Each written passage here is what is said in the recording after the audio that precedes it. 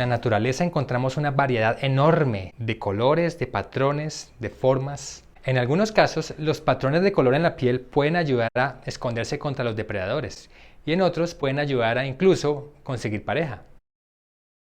Aunque estos casos explican por qué los colores y los patrones en la piel existen, no explican cómo se producen. Para entender esto, un colombiano llamado Ricardo Mallarino estudió un ratoncito africano que se llama Rhabdomys pumilio. Como ven, este ratoncito tiene unas rayas en la espalda que le permitirían ocultarse de sus depredadores, o sea, es dificilísimo de ver el condenado. Una pregunta que surge es por qué este ratón tiene rayas en la espalda y cuál es el mecanismo que favorece la aparición de estas rayas. Ricardo publicó recientemente en la revista británica Nature junto con sus colaboradores un estudio que explica, bueno, y esas rayas cómo es que aparecen en la espalda, cuál es el maní.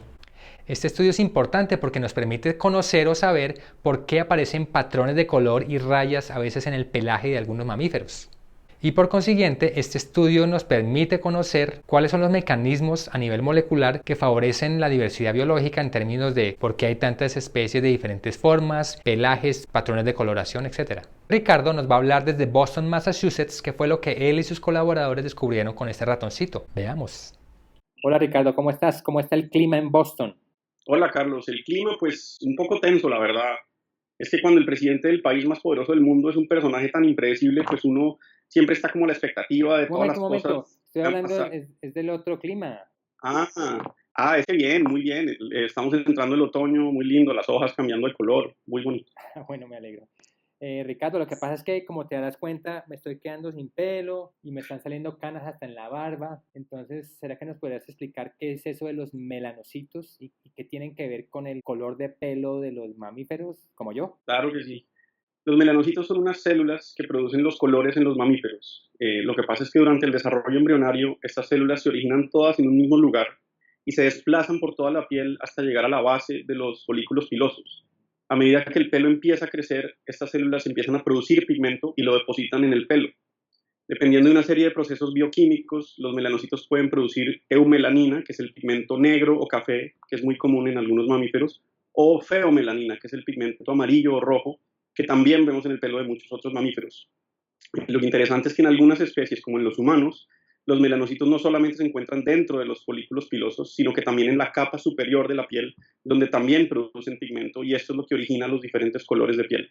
Ricardo, ustedes, según entiendo, descubrieron un gen con un nombre todo raro que se llama ALX3, que de alguna manera está asociado con estos melanocitos. ¿Nos podrías explicar qué experimentos hicieron para descubrir esto?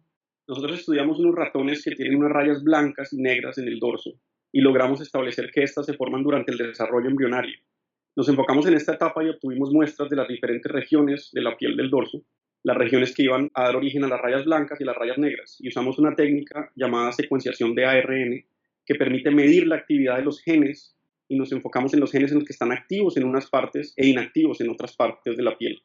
Y encontramos este gen, ALX3, que normalmente es un gen que está involucrado en el desarrollo de hueso, nunca se había encontrado una conexión con la pigmentación, y ALX3 está muy activo en las rayas blancas y tiene una actividad muy baja en las rayas negras. Queríamos entender un poco el efecto de tener este gen activo en diferentes regiones de la piel, y usamos una técnica que consiste en insertar el gen en un virus e inyectarlo en la piel de los embriones de los ratones.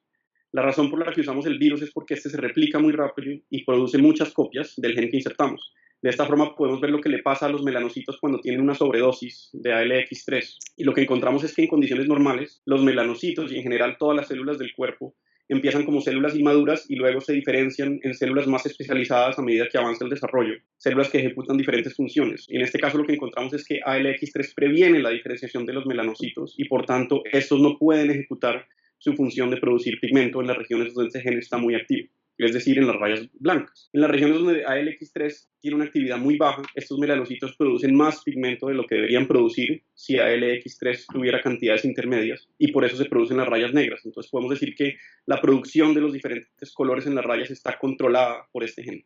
Wow, o sea, más o menos es como sí ALX3 blanco, no ALX3 negro, más o menos. Hay algunos otros genes que están implicados, pero la idea es que este gen es el regulador del patrón, el regulador central del patrón. Wow, increíble, fascinante esto. ¿Y este mecanismo de formación de rayas es único o también se encontraría en otros roedores, por ejemplo? Es una pregunta muy interesante. Hay un roedor que vive acá en Norteamérica que se llama la ardilla rayada. Pertenece a una familia completamente diferente que el ratón africano del que les he estado contando. Es más, se diferenciaron hace 70 millones de años, que es muchísimo tiempo. A pesar de esta gran diferencia de tiempo, las dos especies tienen un patrón de coloración muy parecido. Entonces, lo que nosotros queríamos saber es si los mismos mecanismos moleculares que habíamos encontrado en los ratones africanos estaban mediando los patrones de estas otras ardillas rayadas. Conseguimos muestras de estas ardillas, hicimos una serie de experimentos y para nuestra sorpresa encontramos que ALX3 también es responsable de producir las rayas en esta especie. Así que podríamos decir que la evolución ha reusado los mismos mecanismos moleculares para producir resultados similares, que es algo realmente sorprendente. Oye, Ricardo, ¿y otros mamíferos como las cebras, como las jirafas, como los tigres, se conoce el mecanismo que produce sus rayas o es otra cosa diferente? La verdad no se conoce con exactitud. Como podrán imaginarse, encontrar la respuesta a este tipo de preguntas resulta mucho más fácil si se usa como modelo un ratón que uno puede traer al laboratorio, puede hacer experimentos bajo condiciones controladas, como les estaba contando, que si se usa un animal como una cebra o un tigre. Sin embargo, la buena noticia es que la ciencia ha avanzado tanto que existen otras técnicas completamente diferentes a las que les he estado hablando que permiten contestar estas preguntas en especies que no son tan accesibles. Estamos trabajando en descifrar estas mismas preguntas y tenemos algunas pistas muy interesantes y espero tenerles una respuesta mucho más concreta la próxima vez que me inviten a Ciencia Café. Claro, por supuesto que te invitaremos, Ricardo. Bueno, y llegó la hora de la anécdota científica. ¿Nos puedes contar una anécdota, Ricardo, sobre tu estudio? Sí, tengo varias. Una que siempre me gusta resaltar, la gente que trabaja en desarrollo de piel sabe que el pelo interfiere con muchas de las técnicas que se usan en microscopía, técnicas para visualizar la piel bajo el microscopio. Y lo que hace la gente es que literalmente depila a los ratones antes de mirar la piel bajo el microscopio, usando, por supuesto, anestesia. La primera vez que hice esto con los ratones africanos, resulta que las rayas que tenían en el dorso se desaparecieron por completo. Ya no podía ver dónde estaban, porque toda la piel es del mismo color. Entonces ese día pues me devolví a mi casa aburrido, no pude hacer mi experimento, devolví el ratón a la jaula, pero lo interesante es que volví unos días después y encontré que el patrón volvió a aparecer. Es decir, existía algún tipo de memoria genética en las diferentes regiones de la piel que daba la información molecular y celular necesaria a las células que estuvieran bajo ese campo para decirles, este pelo tiene que ser blanco, este pelo tiene que ser negro, a pesar de que no estaba ahí el patrón inicial. Entonces, básicamente existe esta memoria genética y de esta experiencia salió un proyecto totalmente inesperado en el que ahora estoy trabajando. Y es que esto no pasa en todas las especies. Sabemos que hay algunas especies como los tapires o los venados que tienen unos patrones de coloración muy interesantes cuando son juveniles nada más, pero luego los pierden en los adultos, mientras que esto no pasa con otras especies, como la de estos ratones que estaba estudiando. Entonces nos interesa entender a nivel molecular por qué algunas especies como estos ratones tienen esa memoria genética, mientras que otras especies lo pierden. Es una cosa que estoy haciendo ahora. Wow, es como cada vez que yo me afeito la barba, yo esperaría que ya no salieran las canas, pero vuelven y salen. Eso es como una memoria genética también, ¿sí, no? Es como a mandar unas muestras a ustedes para que las salgan. Recibimos las muestras y miramos a ver qué podemos hacer. Por favor. Ricardo, mil gracias por participar en Ciencia Café. Ciencia para su merced.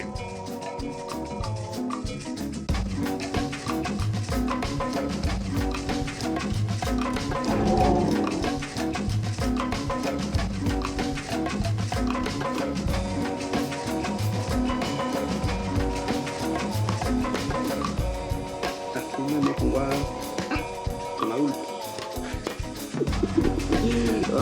Bueno, ahora listo.